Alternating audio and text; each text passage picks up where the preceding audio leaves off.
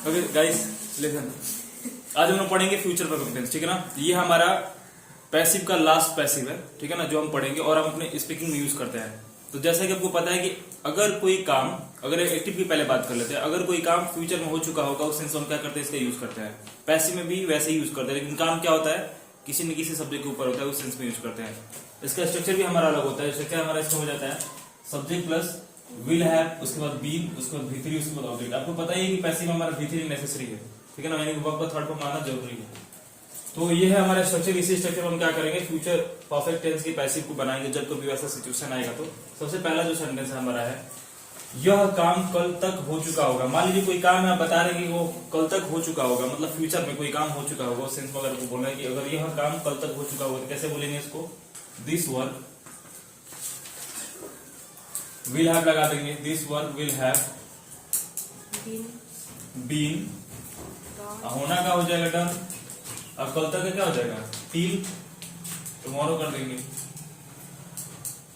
ठीक है ना, टिल टुमारो। अगर आपको यही सेंटेंस बोलना है कि यह काम कल शाम तक हो जाएगा, तो या आज शाम तक हो जाएगा, तो कैसे बोलेंगे। अगर आपको कहना है कि यह काम आज शाम तक हो जाएगा, तो इसको क्या बोल देंगे, this work will have been done by this evening, this evening कर देंगे वहां पे। अगला जो सेंटेंस है हमारा, वो हमारा है, इस महीने के अंत तक इंग्लिश स्पीकिंग कोर्स समाप्त हो चुका होगा, ठीक है। तो ये काम एक्चुअल में हो चुका होगा, उस सेंस में हम इसको बोलेंगे। तो देखिए, अगर आपको कहना है कि इस महीने के अंत तक हमारा कोर्स कंप्लीट हो चुका होगा, या इस साल के इस महीने के अंत तक हमारा इंग्लिश स्पीकिंग का कोर्स समाप्त हो चुका होगा, उस सेंस में भी हम इसी स्ट्रक्चर का यूज करके बोलेंगे। कैसे बोलेंगे, इस महीने के अंत तक इंग्लिश स्पीकिंग कोर्स खत्म हो चुका है। पहले क्या कर देंगे, आपको दो तरीके से बना सकते हैं, eight the end of this month भी करके बना सकते हैं, या ऐसे इसको यहाँ पे लाके भी बना सकते हैं, ठीक है। तो इसी को बना देते हैं, एट द एंड ऑफ करके बता देते हैं, eight the end of this month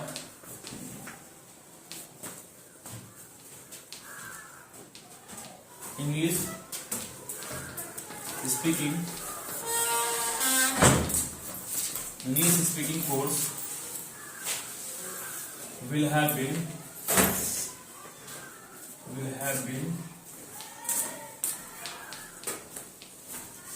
अब समाप्त क्या कर देंगे, फिनिश कर देंगे यहाँ पे।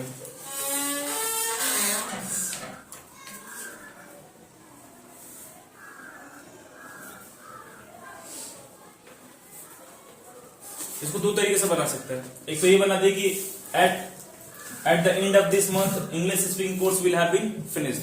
अगर आपको कहना है कि हमारा कोर्स इस महीने का अंत तक खत्म हो जाए, तो क्या बोलेंगे, our course will have been finished by the end of this month.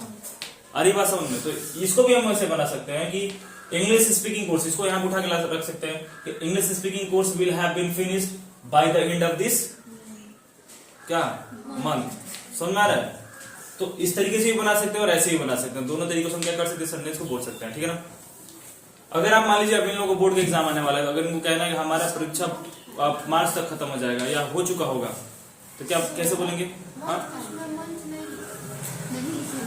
Eight the end of this month नहीं लिखे हैं क्या, तो यहाँ पे क्या कर देंगे, मंथ कर देंगे। देखिए मंथ छोड़ दिया, at the end of this month English speaking course will have been finished, ठीक है ना।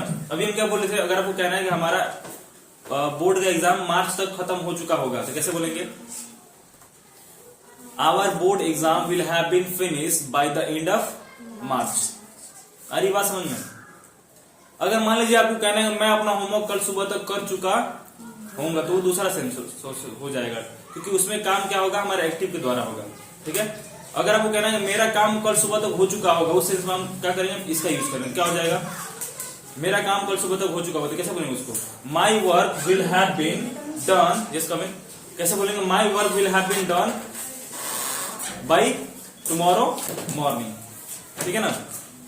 अगर कहना सुबह तक हो जाएगा, तो क्या कर सकते हैं, बोल सकते हैं my work will have been done till tomorrow. तक के लिए क्या लगाते हैं, टिल लगाते हैं, आपको पता है कि नहीं पता है। अब देखिए, अगला जो हमारा सेंटेंस वो हमारा है, आपको अंग्रेजी बोलना सिखा दिया जाएगा।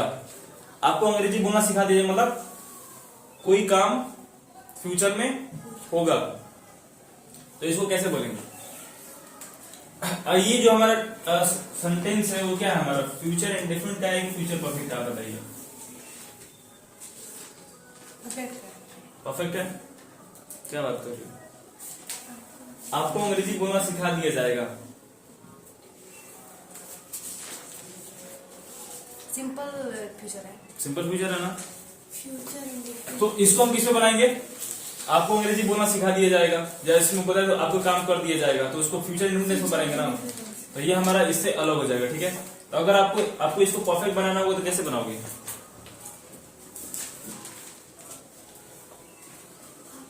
इसको बनाएंगे आपको अंग्रेजी बोलना सिखा दिया गया होगा, उस सेंस में। तो यहाँ पे क्या कर देंगे, परफेक्ट बनाने के लिए गया यूज कर देंगे। तो इसको कैसे बनाएंगे, अगर आपको कहना है कि आपको या मुझे अंग्रेजी बोलना सिखा दिया गया होगा, तो इसको कैसे बना देंगे, यू के साथ क्या करेंगे, विल हैव बीन लगाएंगे, तो यू विल हैव बीन। अब सिखाना क्या हो जाएगा, टॉट होगा, you will have been taught. English बोलना का, हाउ टू स्पीक इंग्लिश। तो सिंपल फ्यूचर है तो विल भी लगेगा ना। सिंपल फ्यूचर इसको थोड़ी ना बनाया, सिंपल फ्यूचर पहले था, लेकिन अब गया जाएगा। ठीक है ना, दिया यहाँ पे लिखे हैं, आपको अंग्रेजी बोलना सिखा दिया जाएगा, तो उस सेंस में इसको हम क्या कर दिए, परफेक्ट बना दिए, सिंपल से सिंपल परफेक्ट बना दिए। ठीक है ना, देखो यहाँ पे अगला सेंटेंस, उसे लिखना सिखा दिया जाएगा। तो अब ये भी हमारा क्या है, सिंपल है। अगर इसको परफेक्ट बनाएंगे फिर इसमें क्या ऐड कर देंगे, have been, will have been. लेकिन ये जो अभी हम सेंटेंस लिखे हमारे क्या सिंपल में है ना, तो इसको परफेक्ट बनाएंगे, कैसे परफेक्ट बनाएंगे इसको, आपको किसी को उसे लिखना सिखा दिया We will have been गया होगा। कोई काम फ्यूचर में, हाँ जाएगा, यहाँ पे भी हो जाएगा, आपको अंग्रेजी बोलना सिखा दिया गया होगा, यहाँ पे भी होगा कर देंगे। ठीक है ना, क्योंकि काम कोई भी काम फ्यूचर में हो गया होगा, उस सेंस में हम क्या करते हैं, फ्यूचर परफेक्ट टेंस का यूज करते हैं। लेकिन कब, जब किसी सब्जेक्ट के ऊपर वो काम हुआ होगा, उस सेंस में इसका यूज कर रहे हैं। ठीक है ना, तो अब देखिए यहाँ पे इसको भी परफेक्ट बना दिए, पहले हमारा सिंपल था, तो उसे लिखना सिखा दिया गया होगा, तो क्या हो जाएगा, इसको कैसे बनाएंगे, ही। अब डिपेंड करता है वो लड़का है कि लड़की, तो ही और सी पे देखकर बनाएंगे। ठीक है, लड़का है तो ही, और लड़की तो सी कर देंगे, तो क्या हो जाएगा, ही और सी विल हैव बीन टॉट। लिखना है ना, तो क्या हो जाएगा, टॉट हाउ टू राइट। अब किसी पार्टिकुलर पर्सन का भी यहाँ पे नाम रख के उसको बता सकते हैं कि जैसे मैं मोहन, सरिता, ठीक है, अंकिता, संजना। तो अगर कह रहे हैं संजना को अंग्रेजी बोलना सिखा दिया जाएगा या सिखा दिया गया होगा, कोई काम हो गया होगा, तो अगर बोलना है संजना को अंग्रेजी बोलना सिखा दिया गया होगा, तो क्या बोलेंगे, Sanjana will have been taught how to speak English. अगर कहना है मोहित को लिखना सिखा दिया गया होगा, तो क्या बोलेंगे, Mohit will have been taught how to right.